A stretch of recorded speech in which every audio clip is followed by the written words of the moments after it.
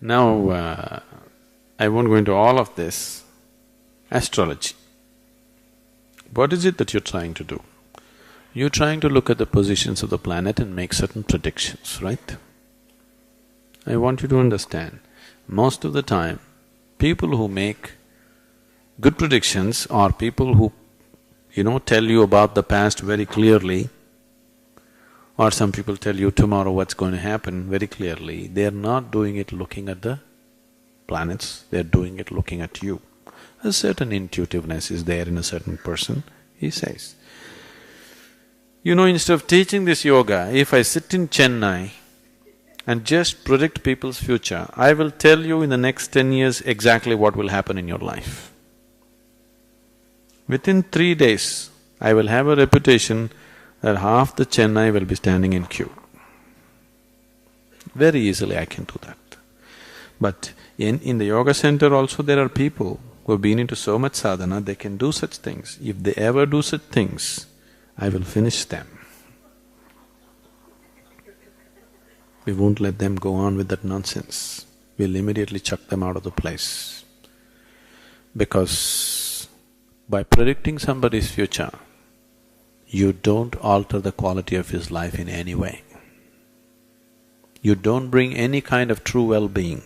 It is just, you're getting him into more and more ignorance, isn't it? Now if you have the power to know your tomorrow, you will only become more ignorant, more egoistic, more stupid, more harmful. You go by the normal rules, it's okay, you don't have to know what's tomorrow. You are made like this right now, the quality of your life and your own way of being is such, if you know tomorrow today, you will not participate in today, isn't it? Yes or no? Suppose I tell you, whatever you do, you're not going to die, you will do irresponsible things in the world. Or if I tell you tomorrow morning anyway you will die, now you won't participate in today, isn't it? So, you should not know the future. It's not necessary for you to know the future. Can somebody predict? Yes, sometimes. But that's not 100%. It's never 100%. Every object has a certain influence on you. See, right now this vessel, because of its shape and its material, it has a certain influence. It has a certain vibration emanating from it. If I allow this vessel to influence me, I keep him next to me because he's quite a good friend. I'm not keeping a plastic pot because I don't like the things that he says. I keep this one because, he's saying pleasant things. I am always in good company, please see. But now if I allow this vessel to influence me too much, slowly I will become like a vessel. This will happen to you. Many people have become like vessels, isn't it? Haven't they? They will let things influence them so deeply, they will become like that. No, I won't let this copper vessel to influence me. But being in my company, he is so influenced. You will see, you take another copper vessel, you give me anything. Right now you give me any object. Just give it to me for 20 seconds. I'll hold it in my hand and give it back to you. It will be different. If you're sensitive, you can feel it is distinctly different.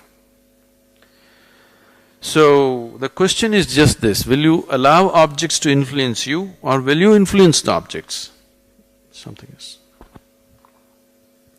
The planets definitely are large objects, so they have certain vibrations, they have some influences on everything around them. If they're close to this planet, yes. Do you know, on Paurnami and Amavasya days, full moon day and new moon day days, people who are little mentally disturbed or imbalanced become much more imbalanced. Yes? Even the ocean is going crazy, isn't it? Do you all go crazy? Twice a month? Some of you are not saying anything.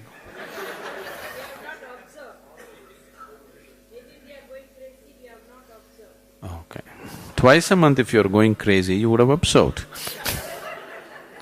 Anyway, please ask your family, they will tell you. Now, compared to that person who has an imbalanced mind, you are much more stable, much more established. Wherever the moon goes, you don't go crazy. If you're much more established, wherever any planet goes, you don't go crazy, that's all. The purpose of your life, the destiny of your life is fixed by you and nothing else but you. Yes, everything has an influence, but what you make out of that influence is still yours, isn't it? But if you're going to be pushed around by inanimate objects, yes, you can be pushed around. To that extent it is true.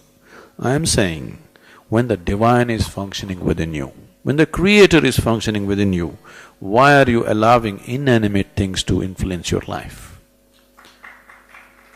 If you allow this dimension to flower in you, you will see life happens fantastic.